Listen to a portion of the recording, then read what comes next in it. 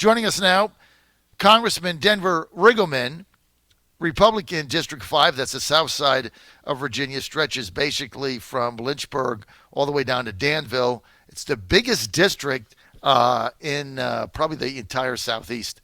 Maybe the Mid-Atlantic and the Southeast is pretty big. It's bigger than Rhode Island and New Jersey. So he's got to put a lot of miles on his car. And he just had a town hall meeting, and he's with us now. Denver Riggleman, great to have you. Hey, thanks for having me, John. Denver, tell us about your town hall the other day. Yeah, it went pretty good. We that sort of ended our South Side swing. We stayed 4 days. Well, actually, did 2 weeks, but 4 days without coming home. Just staying in hotels and doing as many things as we could. But the town hall went pretty well. I was very pleased with it. We had great turnout, and it was a good time had by all. How about that, John? Good time had by all. Let me just ask you something straight up. Do you like your job now? Wow, that's probably the toughest question I've had this week, honestly. When I'm with constituents in the district, I love being with people, trying to find out what they need and bringing solutions to their problems. Right? It's more than listening; it's trying to execute a plan. But when I'm in district, I'm fairly happy. But when I'm in D.C., not very happy at all. This is a job. I told the story of my grandfather when I was 15 years old. He said, "Hey, what do you want to do when you get older?" And I said, "Hey, I want to do something fun." I was 15 years old. When I work, he goes, "Well, it was fun. They wouldn't call it work." So that's pretty much the wisdom of my grandfather. This is work. It's service. Do I like the job? I do not. Do I love service? I do. You just sort of got to split that up while you're doing this. Well, this is a federal position that you have, and I was interested to know, because I know you ran for governor back in 2017. Given the choice, you like to be in Washington? Would you rather be in an executive position like governor? Well, being a CEO, for what I did, being military intelligence, I always like an executive position better. It's something I'm used to, over the last 10 years, 12 years, 14 years. It's just something I'm much more used to, and I'm used to getting things done.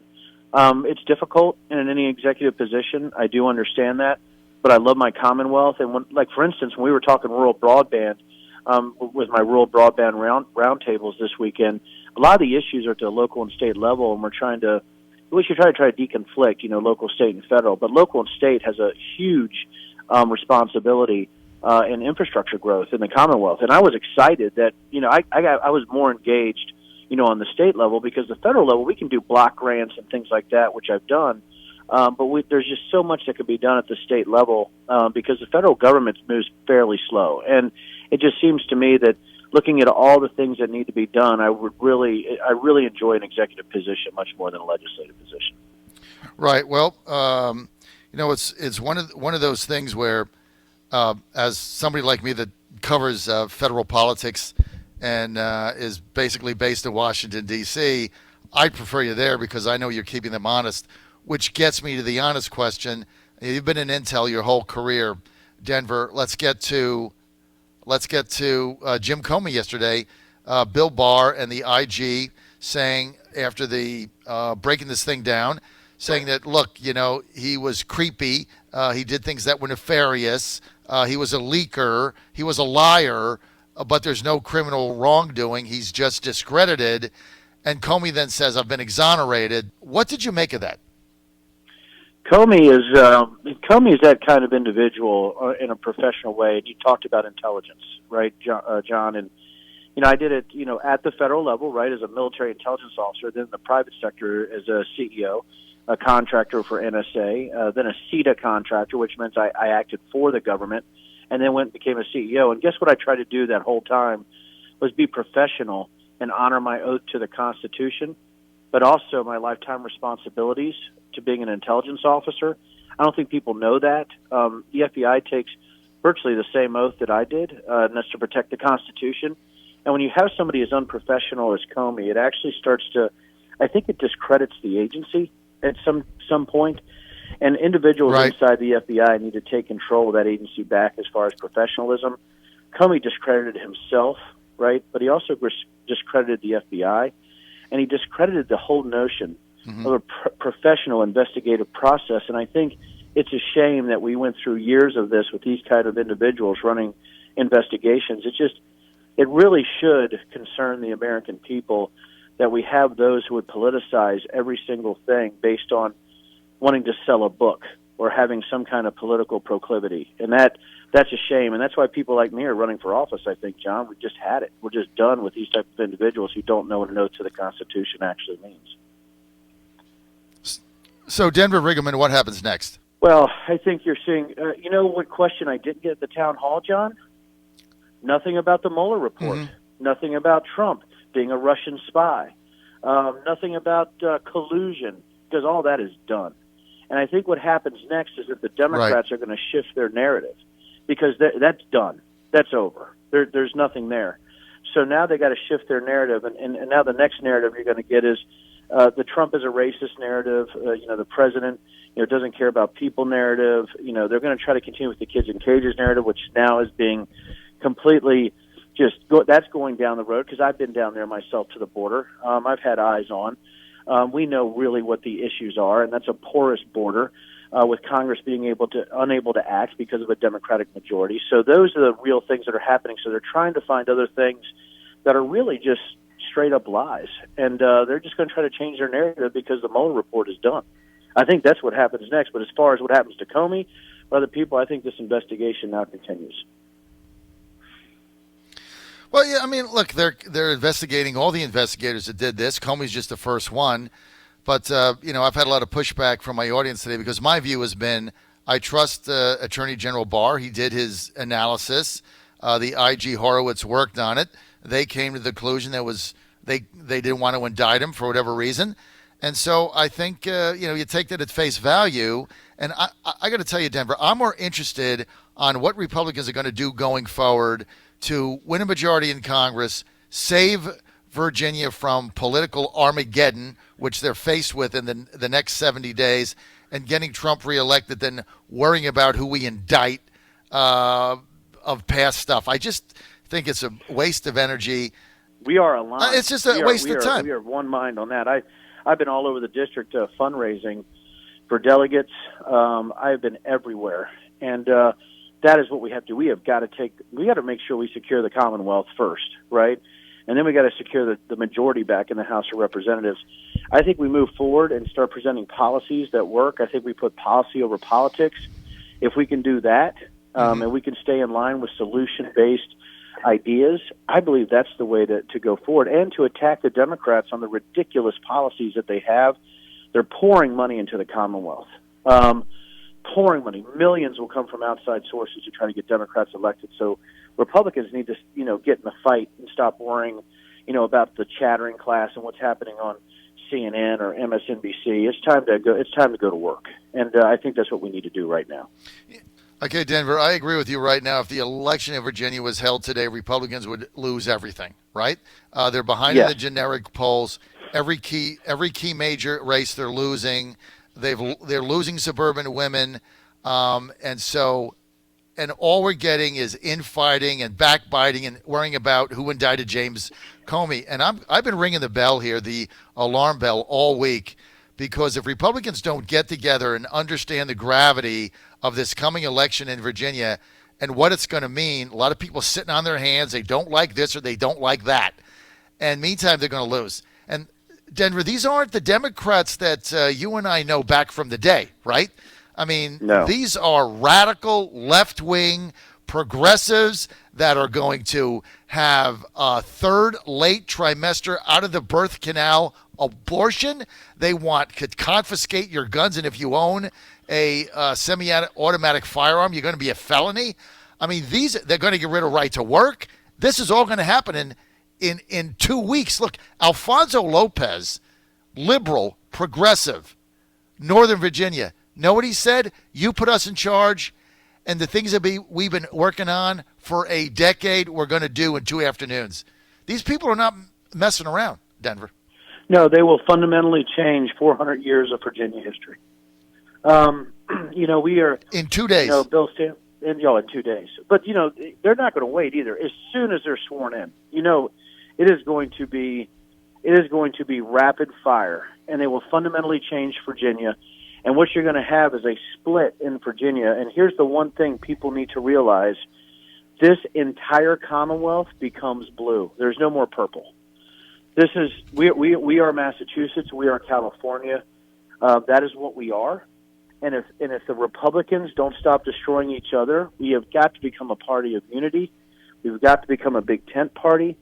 There's three things, right, that people need to realize this.